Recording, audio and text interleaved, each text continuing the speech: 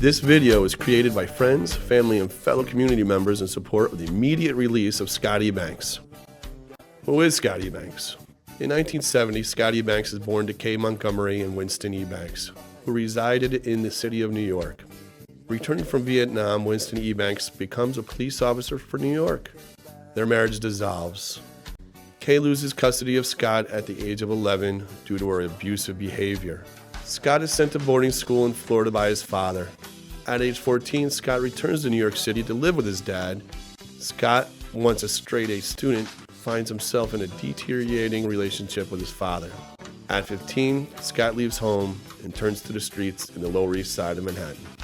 Life on the street. For the next 4 years, Scott survives sleeping in abandoned buildings with other homeless teens and stops attending school, yet manages to complete his GED in 1987 on his own. Influenced by peers and limited employment opportunities, he turns to selling drugs and fighting for survival on a daily occurrence. March 15, 1990, corner of Avenue A and St. Mark Street, Manhattan.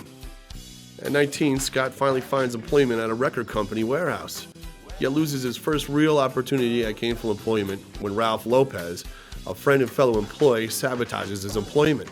Later, he is provoked into a fight with Ralphie, who is directly responsible for his loss of employment. A fight erupts across the street from the notorious Tompkins Square Park.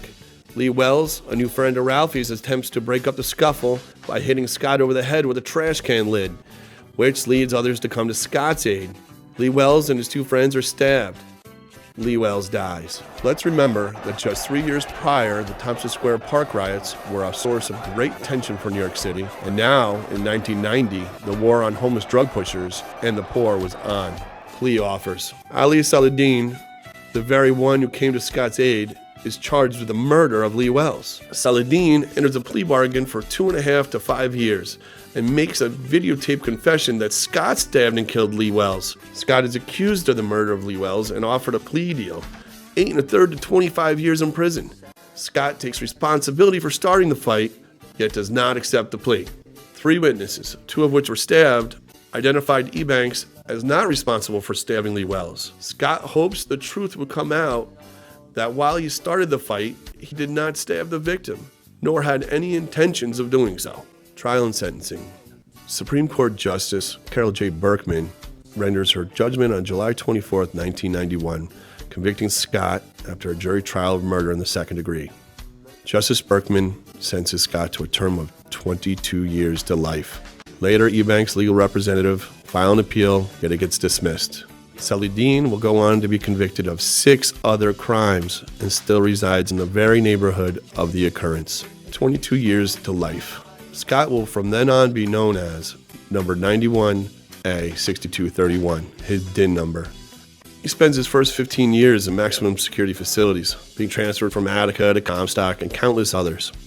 He is eventually deemed suited for medium security, where he enters Otisville, Hudson, Mount McGregor, and eventually Green Correctional Facility, where he resides today. Get this, while in prison, Scott fulfills all requirements, completing programming and training in horticulture, industry, electrical trades, food service, masonry, wood assembly, welding, lawn and gardens, upholstery, teacher's aid, and even medical services. Transformation. Is Scott a model prisoner? Having already obtained his GED, he completes certificate programs like Alcohol and Substance Abuse Training, ASAT, and Aggression Replacement Training, IRT, satisfying educational, vocational, substance abuse, and violence prevention programming. Before he gets to his first parole board review, he's completed basics of anger management and aftercare addiction counseling. He is promoted to junior group leader, counseling others with addictions and facilitating addiction groups, all while in prison. In 2012 and 2014, Compass risk assessments indicate Scott Ebanks is not a risk to society, nor likely to recidivate. Public defenders and parole attorneys tell us, regardless of behavior, few who defend their innocence gain parole. Scott is denied parole on July 12, 2012, and sentenced to 2 more years. He is again denied in January of 2014 for 2 more years. 25 years later, looking back, we discovered that the war on the poor was won, and an entire neighborhood was transformed. gentrification prevailed.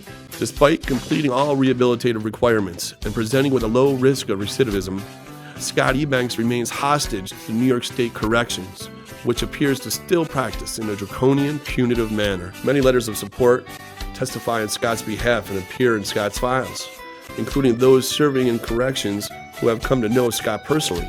He is, as Judge Berkman noted in 1991, an intelligent person, one who does not belong where he is today. Current practices.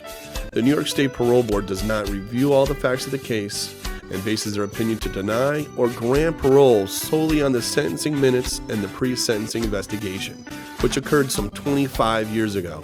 Minutes taken at sentencing often contain erroneous and prejudicial information to defendants, including opinions of the probation officer who prepared these documents decades ago. At present, there is no easy fix to these damaging errors. The parole board commissioners do not have access to trial minutes and remain oblivious to many of the mitigating circumstances, relying on only some of the facts. What can we do? Parole reform is needed. We know that the criminal justice system in New York State often gains convictions by any means necessary. Prosecutors gain cooperation from whoever rolls over first, and then builds a case against whoever is left, slighted against poor defendants. Many have been forced to accept substandard legal representation. Truth in sentencing versus truth in parole. Current criminal justice practices are considered an aberration of due process. The judge said that after completing minimum sentence, life is there to allow for additional time if needed. If all rehabilitative efforts have been completed, then why does a 3-person tribunal have final say? A tribunal of commissioners who cannot do their due diligence and a defendant who cannot have an attorney present to ensure justice. In New York State, there are presently 4,000 parole appeals alone, of which only 2,000 get attended to, and from which only 35 reversals have taken place since 2013. The ACLU is completing a scientific study about the maturation process of the human brain. Scott Ebanks is a part of this study. Early indicators revealed that this process is not completed until 25 years of age. To extend the stay for a crime committed by a 19-year-old without cause violates the standards of operating a fair and unbiased criminal justice system. An overwhelmed parole board is no longer a model of rehabilitation. No one in society benefits from this costly, ineffective process. His third parole hearing will be January 2016. Scott is now 45 years old. When he returns to the parole board in January 2016, he will have been incarcerated for 26 years altogether. Enough is enough. Please sign the petition to free Scott Ebanks now at www.freescottebanks.com. Thank you for your support and your time.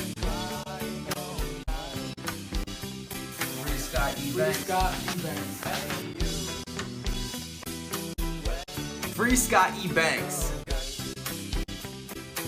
Free Scott Ebanks, yo. Free Scott Ebanks. Free Scott Ebanks. Free Scotty Banks in the name of the Father, the Son, and the Holy Spirit.